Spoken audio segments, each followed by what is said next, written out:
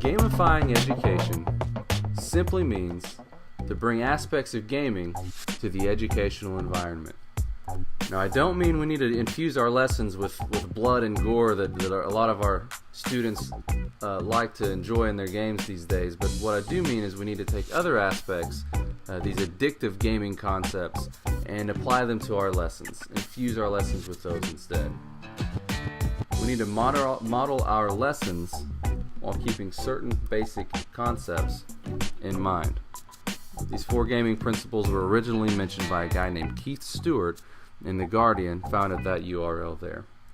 The first principle that we need to put into our lessons as we create them is the idea that failure isn't a big deal. When students fail, they learn. I couldn't tell you how many times I've died over the years in various video games I've played.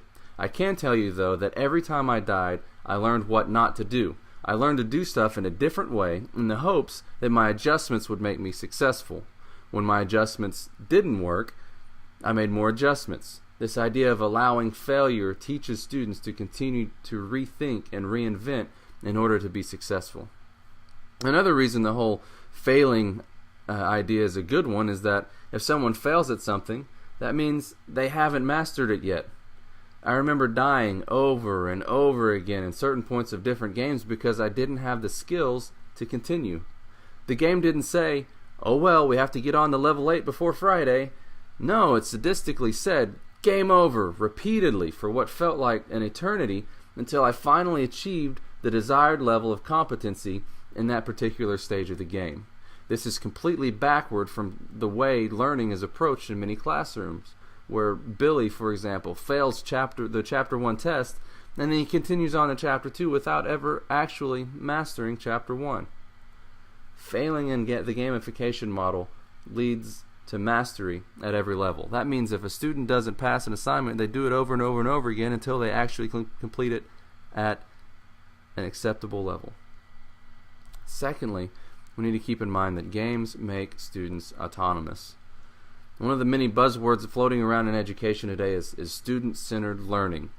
Gamification makes this possible. It provides an environment wherein students are motivated to take their learning into their own hands. According to Tom Chatfield, in his TED Talk, games reward our brains in 7 different ways. I'm going to mention 3 of them that really speak towards autonomy. First of all, they encourage autonomy through experience bars.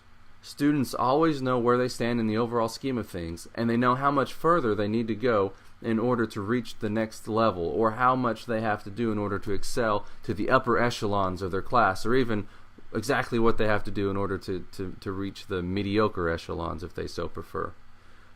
Secondly, Chatfield mentions that multiple long and short-term goals are seen throughout many different games. Again, they can see where they are and where they want to be, and there can be overarching assignments or quests, as we say in the gaming world, that last for several days or weeks, as well as short quests that can be completed in a matter of minutes. Providing students with these short, easily attained victories motivates them to press on toward the more difficult wins. Last, rapid and frequent feedback is crucial. It is crucial to provide students with this type of dialogue as they progress through a gamified course. Nothing is more exhilarating than completing a quest and seeing the experience bar move or hearing the "you've just completed a quest" song. Conversely, there's nothing more frustrating than waiting for hours or days for feedback on a particular quest, whether positive or negative.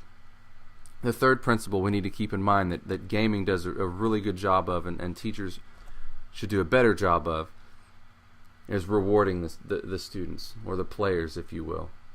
Students live for rewards. Whether it's a sticker or some candy, they always enjoy getting something for their efforts. With gamification, students are constantly rewarded in several different ways. First of all, they just have the satisfaction of completing a quest, as I mentioned a moment ago. The "you just completed a quest" tone. They also get badges or miscellaneous other rewards for their extra effort. And then also there's just the satisfaction they get through competing and seeing their name near the top of the list, or knowing, man, they need to pick it up if it's near the bottom. Positive reinforcement of a desired behavior leads to more frequent occurrences of that behavior. Gamification not only makes this possible, but natural.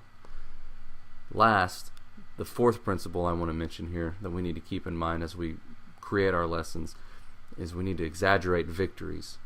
I see the effect of exaggerated victories every day when I high-five a student just for coming into my classroom. This effect is multiplied when they receive positive reinforcement for doing well on an assignment or making a great comment in class, whether through an Air 5 or something as silly and insignificant as a Skittle, just one Skittle. Students thirst for that positive feedback as a result of their victories. I believe that if we implement these principles into our methods, our students will ultimately be motivated to learn, leading to more success in our classrooms. Let's get started.